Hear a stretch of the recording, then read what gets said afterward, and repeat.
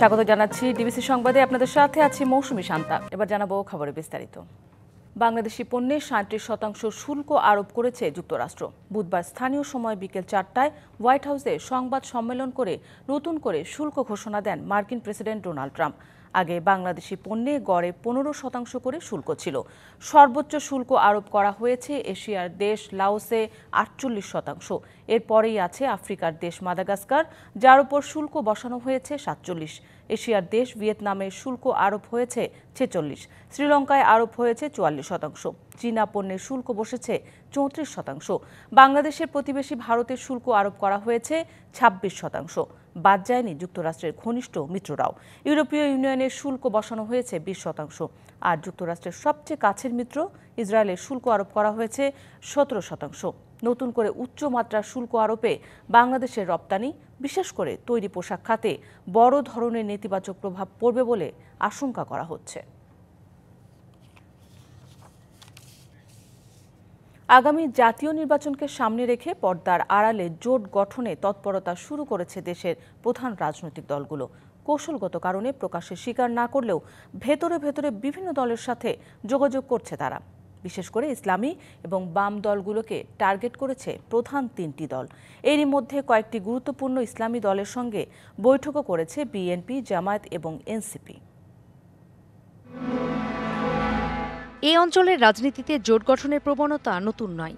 সেই ব্রিটিশ শাসন আমল থেকে এ বঙ্গে সূত্রপাত ঘটে জোট গঠনের। কখনো আন্দোলন সংগ্রামের মাধ্যমে জোট গড়ে উঠেছে, আবার কখনো মাঠের জোট গড়ে জোটের শাসন প্রতিষ্ঠিত হয়েছে। পাকিস্তান আমলেও জোট গড়ে স্বল্প সময়ে কেন্দ্র ও পূর্ব বাংলায় সরকার গঠন হয়েছে। আইয়ুব বিরোধী আন্দোলনের বিভিন্ন পর্যায়ে বেশ কয়েকটি দল জোটবদ্ধ হয়। সেগুলো হলো এনডিএফ, কফ, পিডিএম, শেখ এবং ড্যাক গড়ে ওঠে। ছাত্র সমাজ ও রাজনৈতিক দলগুলোর দলবদ্ধ আন্দোলনের কারণে আইয়ুব খানের স্বৈরশাসকের পতন ঘটে। এছাড়া মুক্তিযুদ্ধকালীন গড়ে ওঠা মুক্তি সংগ্রাম সমন্বয় কমিটি এবং সর্বদলীয় উপদেষ্টা পরিষদ রাজনৈতিক জোটেরই পরিচয় বহন করে। তারপর মুজিব শাসন আমলে মাওলানা ভাসানীকে কেন্দ্র করে মূলত সরকার বিরোধী রাজনৈতিক জোট আবর্তিত হয়। পরবর্তীতে ৯০ দশকের স্বৈরশাসক জেনারেল এরশাদ সরকারের পতনের দাবিতে ৩ দলীয় জোট গঠন করে আন্দোলন সফল করা হয়। ৯০ পরবর্তী গণতন্ত্রের যুগে জোট ছাড়া রাজনীতি কঠিন হয়ে পড়েছিল। তত্ত্বাবধায়ক সরকারের দাবি, সরকার পতন এবং নির্বাচনী বৈতরণী পার হওয়ার জন্য বড় দুটি দল আওয়ামী লীগ এবং বিএনপি কখনো জোট বেঁধেছে, কখনো জাতীয় পার্টি এবং জামায়াতের সহ ছোট দলগুলোর সঙ্গে। ১৪ দলীয় জোট, মহাজোট, ৪ দলীয়, ১৮ দলীয়, সমমনা দল, জাতীয় ঐক্যফ্রন্ট, গণতন্ত্র মঞ্চ এসব দলের সাথে জোট বেঁধেছে। সর্বশেষ ২৪-এর গণঅভ্যুত্থানে বৈষম্য বিরোধী ছাত্র আন্দোলনের পতন হয় শেখ হাসিনা সরকারের। আনুষ্ঠানিক জোট গঠন না হলেও ছাত্রদের সাথে আন্দোলনে যোগ দিয়েছিল সব রাজনৈতিক দল ও ছাত্র সংগঠন। রাজনৈতিক পট পরিবর্তনের পর আবার শুরু হয়েছে নতুন মেরুকরণ। ত্রয়োদশ জাতীয় সংসদ নির্বাচন ঘিরে মাঠ দখলের প্রস্তুতি নিচ্ছে বড় রাজনৈতিক দলগুলো। জোট গঠন নিয়ে রাজনৈতিক অঙ্গনে চলছে নানা জল্পনা কল্পনা। সবার মনে প্রশ্ন জাগছে, কোন দল কার সাথে জোট গড়বে। ইসলামী ও বাম দলগুলোর সাথেও যোগাযোগ করছে তারা। সম্প্রতি ইসলামী আন্দোলনের আমির মাওলানা সৈয়দ মোহাম্মদ রেজাউল করিমের সাথে বৈঠক করেছেন বিএনপির মহাসচিব মির্জা ফখরুল ইসলাম আলমগীর। তার সাথে বৈঠক করেছেন জামায়াতের আমির ডাক্তার শফিকুর রহমানও। তবে কৌশলগত কারণে অন্যান্য দলের সাথে যোগাযোগের কথা স্বীকার করছে না দলগুলো। অবশ্য বিএনপি স্থায়ী কমিটির সদস্য সালাউদ্দিন আহমেদ বলেন, এখনও জোটের নির্বাচনের কথা ভাবছে না বিএনপি। বাংলাদেশের ভোটের রাজনীতির কালচারে জোট করার ইতিহাস তো আছেই, এবং এই জোট কাদের সাথে হবে, কবে হবে, আদৌ হবে কিনা সেটা এখনই খোলাসা করে বলার সময় আসেনি। তবে জামায়াতের সেক্রেটারি জেনারেল গোলাম পরওয়ার বলেছেন, আগামী জাতীয় সংসদ নির্বাচনে সমমনা ইসলামী দল ও এনসিপির সাথে জোটবদ্ধ হয়ে নির্বাচনে যাওয়ার বিষয়ে আলোচনা চলছে। অন্যান্য রাজনৈতিক দলের সঙ্গে, বিশেষ করে ইসলামী দলগুলোর সঙ্গে আলাপ আলোচনা অব্যাহত রেখেছে। দেশ, জাতি এবং উম্মার স্বার্থে নির্বাচনী কোনো সমঝোতার অনেক সম্ভাবনা রয়ে গেছে। এদিকে এনসিপির সদস্য সচিব আক্তার হোসেন জানান, জোটের নির্বাচনের বিষয়ে কোনো সিদ্ধান্ত হয়নি তাদের দলের। রমজানের সময়টাতে আমরা রাজনৈতিক দলগুলোর সঙ্গে কিন্তু বসেছি। নির্বাচনের সময়গুলো যখন ঘনিয়ে আসবে সেই সময়টাতে হয়তো জোটের প্রশ্নগুলো আরো সম্মুখ সারিতে আসবে, সেই সময় হয়তো আরো ক্লিয়ারলি আমরা বিষয়গুলো জানতে পারবো। রাজনৈতিক বিশ্লেষক অধ্যাপক কাজী মোহাম্মদ হাবিবুর রহমান মনে করেন, এখনই জোট গঠনের চেয়ে গুরুত্বপূর্ণ নির্বাচনের ডেডলাইন। মানে বর্তমান অন্তর্বর্তী সরকার তারা নির্বাচন কবে দিবে, কিভাবে দিবে, এই ব্যবস্থাটা এই ব্যাপারে বন্দোবস্ত করাই এখন বিএনপির জন্য মূল কাজ। সো বিএনপির এখন ফোকাস থাকবে নির্বাচনের দিনক্ষণ ঠিক করা। নির্বাচন নিয়ে নানা আলোচনার মধ্যে অন্তর্বর্তী সরকারের পক্ষ থেকে এরই মধ্যে জানানো হয়েছে, ত্রয়োদশ জাতীয় সংসদ নির্বাচন হবে ডিসেম্বর থেকে আগামী বছরের জুন মাসের মধ্যে। নূপুর মাহমুদ, ডিবিসি নিউজ, ঢাকা। আজ শেষ হচ্ছে ঈদের আনুষ্ঠানিক ছুটি। শুক্র শনি সাপ্তাহিক ছুটি। এরই মধ্যে রাজধানীতে ফিরতে শুরু করেছেন কর্মজীবী মানুষ। কমলাপুর রেল স্টেশন থেকে ঢাকায় ফেরা মানুষের খবর জানাতে যুক্ত হচ্ছেন আমাদের সহকর্মী বিজন কুমার দাস। বিজন, কেমন দেখছেন যাত্রীদের চাপ, কেমন কোনো ভোগান্তি রয়েছে কিনা?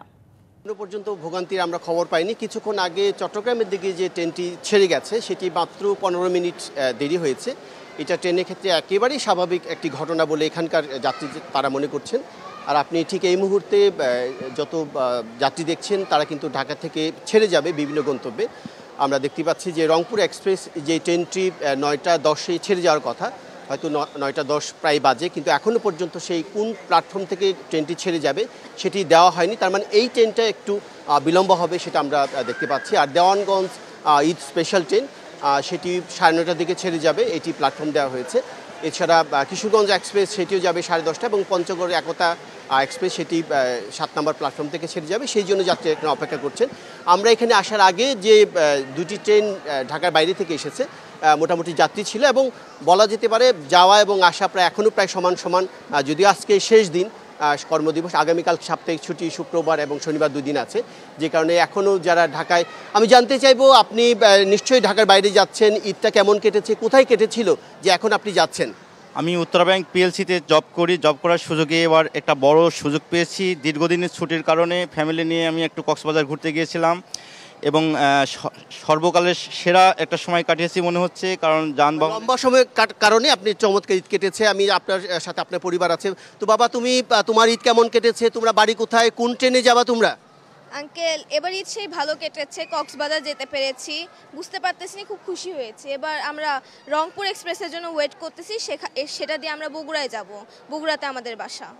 যেমনটি শুনছিলেন যে আমরা এর আগে যারা এসেছেন তাদের সাথে আমরা কথা বলছিলাম, তারা বলছেন যে আসলে বাচ্চাদের স্কুল কারো শুরু হয়ে যাবে 7 তারিখে 8 তারিখে, এই কারণে তারা চলে আসছেন। এবং তারা এও বলছেন যে আসলে তার ঢাকার বাইরে যারা গিয়েছিলেন গ্রামের বাড়িতে তারা যেমন স্বাচ্ছন্দ্যে তাদের গ্রামীণ পরিবেশে ঈদ কেটেছে, এবং যারা দ্রুত ঢাকায় ফিরছেন তারা বলছেন ঠিক এই সময়টাও কিন্তু ঢাকায় একটি চমৎকার, যেহেতু এখনও ঢাকার সেই যানজট বা কোলাহলটা এখনও শুরু হয়নি। চমৎকার ঢাকায় তারা আরও কিছু সময়টা কাটাতে পারবেন, এই কারণে তারা আগে চলে আসছে। তো এই শান্তা, এই ছিল আমার কাছে আপাতত কমলাপুর স্টেশন থেকে সবশেষ খবর। বিজন, আপনাকে ধন্যবাদ। বিমস্টেক সম্মেলনে যোগ দিতে ব্যাংককের পথে অন্তর্বর্তী সরকারের প্রধান উপদেষ্টা ডক্টর মোহাম্মদ ইউনূস। সকাল 9টায় বাংলাদেশ বিমানের একটি ফ্লাইটে যাত্রা করেন তিনি। সম্মেলনে ব্যবসা, বাণিজ্য, কৃষি ও জলবায়ু সহ 7টি বিষয়ে গুরুত্বপূর্ণ দেওয়ার কথা রয়েছে বাংলাদেশের। এছাড়া সেখানেই ভারতের প্রধানমন্ত্রী নরেন্দ্র মোদীর সঙ্গেও তার একটি গুরুত্বপূর্ণ বৈঠক হবে, যে বৈঠকে বাংলাদেশ ভারতের মধ্যে নতুন সম্পর্কের পথচলা শুরু হতে যাচ্ছে বলে মনে করছেন সংশ্লিষ্টরা। বুধবার থেকে ব্যাংককে শুরু হয়েছে 4 দিনে বিমস্টেক সম্মেলন। আগামী বিমস্টেক সম্মেলনের চেয়ারম্যান হিসেবে নির্বাচিত হয়েছেন ডক্টর ইউনূস। সম্মেলনের শেষ দিন শুক্রবার এই দায়িত্ব বুঝে নেবেন তিনি। আর রাজধানী ঢাকাতে অনুষ্ঠিত হবে আগামী বিমস্টেক সম্মেলন। কিশোরগঞ্জে সেতুর গার্ডার না বসিয়েই লাপাত্তা ঠিকাদার। 4 বছর ধরে সেতু ভাঙা থাকার কারণে চরম দুর্ভোগ পোহাচ্ছে রঘুখালী ও ছয়না এলাকার বাসিন্দারা। এদিকে পুরাতন সেতু ভেঙে যাওয়ায় প্রতিদিনই দুর্ঘটনার শিকার হচ্ছেন পথচারীরা। এদিকে এলজিইডি জানায় সেতুটি নির্মাণে নতুনভাবে টেন্ডার করা হয়েছে। কিশোরগঞ্জ সদর উপজেলার রঘুখালী ও ছয়না গ্রামের মধ্যে নরসুন্দা নদীর উপর সংযোগকারী সেতুটি গত 4 বছর ধরে জরাজীর্ণ। এতে করে চরম দুর্ভোগের মধ্যে পড়েছেন স্থানীয়রা। প্রতিদিন এই সেতু দিয়ে চলাচল করে শিক্ষার্থী সহ 2 গ্রামের হাজারো মানুষ। 2021 সালে 3 কোটি 11 লাখ টাকা বরাদ্দে নরসুন্দা নদীর উপর রঘুখালী ছয়না পর্যন্ত 40 মিটার সেতুর কাজ পেয়েছিল HTBL SAC নামের একটি প্রতিষ্ঠান। কাজের মেয়াদ ছিল 2022 সালের 29 নভেম্বর পর্যন্ত। কিন্তু পিলারের কাজ করে গার্ডার না বসেই 2 বছর আগে 1,39 লাখ টাকার বিল তুলে নেওয়া হয়। তারপর থেকেই লাপাত্তা ঠিকাদারি প্রতিষ্ঠান। অযত্নে নষ্ট হচ্ছে রড ও সেতুর মালামাল। পুরাতন সেতু ভেঙে নতুন সেতু করার কাজ বন্ধ থাকায় এলাকাবাসীর দুর্ভোগ বেড়েছে। প্রায় দুর্ঘটনার শিকার হন পথচারীরা। অনেক ব্রিজ ভাঙ্গে পরে উনটার যা অ্যাক্সিডেন্ট করে পড়ে জায়গা গাঙ্গের নামাজ পড়ে জায়গা গাঙ্গের মানুষ বেড ডাইন সব পড়ে জায়গা। আমরা যদি একটা রুগী নিয়ে যাই অনেক সময়কে জামে পড়ে থাকতে হয়, ঠিক আছে, এদিক তো আইতেই পারি না। এই ব্রিজটা যদি অতি দ্রুত হয়ে যায় তাহলে কিন্তু কিশোরগঞ্জের যানজট অনেকটাই কমে যাবে। LGED জানায় গত 5 আগস্টের পর ঠিকাদার প্রতিষ্ঠানের মালিক পলাতক রয়েছে। এরই মধ্যে অন্য একটি প্রতিষ্ঠানকে সেতুর কাজ শুরু করার জন্য 2,19 লাখ টাকা দেওয়া হয়েছে। এই ব্রিজের কাজটি যারা যে ঠিকাদারি প্রতিষ্ঠানটি আগে করত তারা গার্ডারের নিচ পর্যন্ত করার পরে আপনারা কাজটি তারা আর করতে পারেনি, তখন এই PPR 2008 অনুযায়ী কাজটি বাতিল করে নতুন করে পুনরায় টেন্ডার করা হয়েছে। দ্রুত সেতুটি নির্মাণ কাজ শেষ করে এলাকাবাসীর দুর্ভোগ লাঘব করা হবে, এমনটাই প্রত্যাশা স্থানীয়দের। DBC news desk. মাথা গোঁজার ঠাঁই মিললেও জীবন মানে এগোচ্ছে না ভোলার মাঝের চরবাসীর। নদী গর্ভে বিলীন চরটি 90 দশকে ফের জেগে ওঠে, আবারও শুরু হয় বসতি। তবে চরটিতে শিক্ষা প্রতিষ্ঠান থাকলেও নেই শিক্ষক, কমিউনিটি ক্লিনিক থাকলেও থাকেন না ডাক্তার। তবে উন্নয়ন সহযোগীদের পাশাপাশি চরবাসীর জীবনের উন্নতি ঘটাতে প্রয়োজন আরও সরকারি বেসরকারি উদ্যোগ।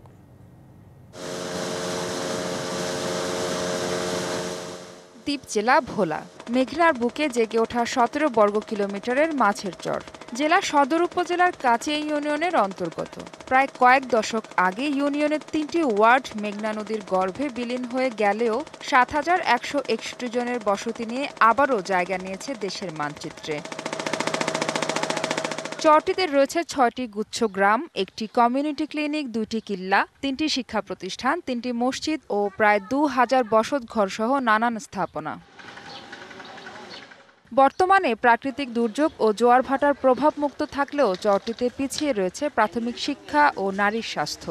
এটা যেটা আমাদের পক্ষে শনাক্ত করা সম্ভব ওইটা ট্রিটমেন্ট আমরা এখানে দিই, আর যেটা আমরা শনাক্ত করতে পারি না বা বুঝতে পারি না ওইটা আমরা MBBS ডাক্তারের কাছে রেফার করি। ইউনিয়ন ভিত্তিক যদি একটা স্বাস্থ্য ক্লিনিক যদি এই জায়গায় দেওয়া হয় তাহলে আরো অনেক ভালো হয়। ক্লিনিক থাকা সত্ত্বেও জরুরি প্রয়োজনে অন্তঃসত্ত্বা অসুস্থ রোগীদের হাসপাতালে নিতে উত্তাল মেঘনা নদী পার দিতে হয়। এই যাত্রায় মৃত্যু ঘটে অনেকের। আমরা অনেক কষ্ট করে আইতে হয়, যাইতে হয়, নিতে হয়। সুবিধা অসুবিধা হইলে অনেক রুগী এই জায়গায় অনেক দুর্ঘটনা ঘটিয়া যায়। ক্লিনিক একটা আছে কিন্তু সপ্তাহে একদিন, কোনো সময় মাসও একদিন আসে ডাক্তার। প্রসব বেদনা ওঠার সাথে সাথে আমরা ওই পারে নিয়ে যাওয়ার চেষ্টা করি। তবে আমাদের এই জায়গায় যদি একটা হাসপাতাল হয় তাহলে আমাদের জন্য খুব ভালো হইতাম। দিনে 2-1টি ট্রলার যাত্রী পারাপার করলেও সন্ধ্যা হয়ে গেলে আর নদী পারাপার সম্ভব হয় না, ফলে জীবন সংকটে মাছের চরের বাসিন্দারা। আমাদের এলাকায় রাস্তাঘাট কিছুই ভালোভাবে কিছুই নাই। এখন আমরা তো অসহায় অবস্থায় আছি। অনেক সময় আমাকে মসজিদের ইমাম সাহেব শুধু একলা নামাজ পড়ে, কিন্তু আমরা এক গলা পানি থাকে, এক মাজা পানি থাকে, এই জন্য যেতে পারি না। এতটুকুই আমাকে দাবি যে আমাকে ওই পথখান বানিয়ে দিতে বললাম। আর ভবিষ্যৎ প্রজন্মকে স্বশিক্ষায় শিক্ষিত করে গড়ে তোলার স্বপ্ন হলেও প্রাথমিক শিক্ষাটুকু জুটছে না এই চরের শিশুদের।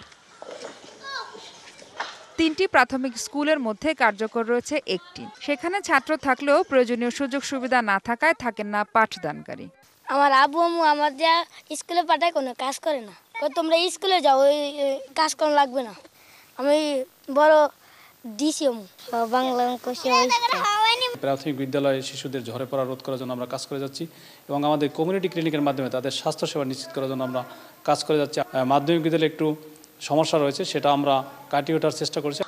চরে বিদ্যুৎ সঞ্চালনের বাইরে থাকা এই এলাকার একমাত্র ভরসা সৌর বিদ্যুৎ। এই চরের ভেতরের রাস্তাগুলো অপ্রশস্ত ও কাঁচা এবং দ্বীপের বাইরে যাতায়াতের একমাত্র মাধ্যম নৌকা, যা বর্ষাকালে খুব ঝুঁকিপূর্ণ হয়ে ওঠে। তাই সরকারের সুদৃষ্টি চাইছেন ভোলার মাঝের চরবাসীরা। মাহফুজা বৃষ্টি, DBC নিউজ, মাঝের চর, ভোলা। ডিবিসি সংবাদ এই ছিল এখনকার মতো। ডিবিসি নিউজের সংবাদগুলো পড়তে ভিজিট করুন dbcnews.tv আর ভিজিট করুন ডিবিসির ফেসবুক পেজ এবং ইউটিউব চ্যানেল। ডিবিসির সঙ্গেই থাকুন।